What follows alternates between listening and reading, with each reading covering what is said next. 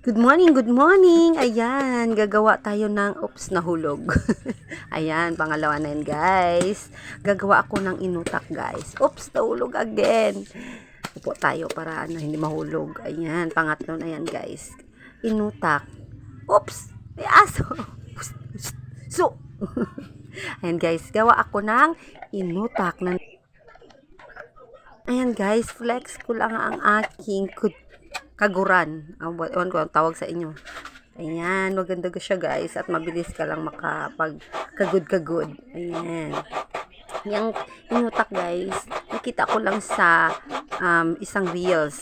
Gagayahin ko. First time ko siyang gawin, guys. Nakita ko kasi parang madaling gawin, guys.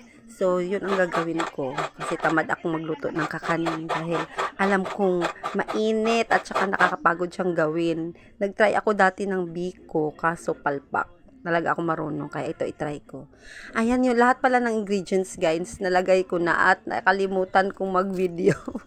Naglagay ako ng 2 cups na glutinous rice, 1/4 cup ng sugar, tapos 3 cups ng gata, coconut milk. Ayan. At i-mix-mix lang natin yan, guys. Under low fire. At in yung ano lang, guys, low fire lang siya. Pero sa uling ako gumawa niyan, guys. Konting uling lang. Ayan. Kasi nagtatry lang naman ako. Mix-mix lang hanggang sa ganyan na yung texture niya. Ganyan. At hatiin natin yan siya, guys. Yung kalahati, lalagyan natin ng OB flavor. Yan, ganyan. Hanggang kung ano lang, pag gusto lang ka, guys, or bahala ka na kung hanggang anong gusto mo na dark ng kulay. Basta. Hirap pag Tagalog. Ayan na siya, guys. Yan yung ginawa ko, na-transfer ko na siya. At saka, yung kalahati nilagay ko sa taas. Parang nadamihan ko yung purple, guys. Yung puti. Walang kulay, konti lang. Kaya, sige na lang. First time lang naman yan na gawin. Oo na, kuya. May palpak ako niyan, guys, kasi meron siyang itim-itim sa taas. Kasi pinaypay ko yung uling. Pumunta lahat yung abo sa taas. And guys, gumawa nga pala ako ng yung yema.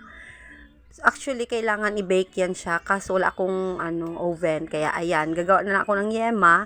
1 cup of gata, coconut milk, at saka 1 cup din ng condensed milk. Ayan, mix-mix lang hanggang sa maging malapot siya, guys.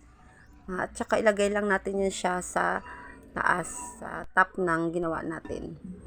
Ayan na siya, malapit na siyang maging malapot. Ayan, huwag na masyadong yung malapot na malapot kasi titigas siya, guys. Ayan. Ilagay na natin. At saka, hindi ko pala na video yan nung nagtikim na ako kasi low bat na naman ako, guys. Sa susunod, bibili tayo ng bagong cellphone. Pag sikat na tayo na vlogger. Charing. Pero masarap talaga siya, guys. Pero parang hindi na siya kailangan lagyan pala ng sugar. Kasi meron na siyang yema sa taas. Matamis na siya masyado. Sa akin lang ha. Pero yung iba kasi gusto nila ng matamis. Yun lang, guys. Bye! Thanks for watching, guys. Till next vlog.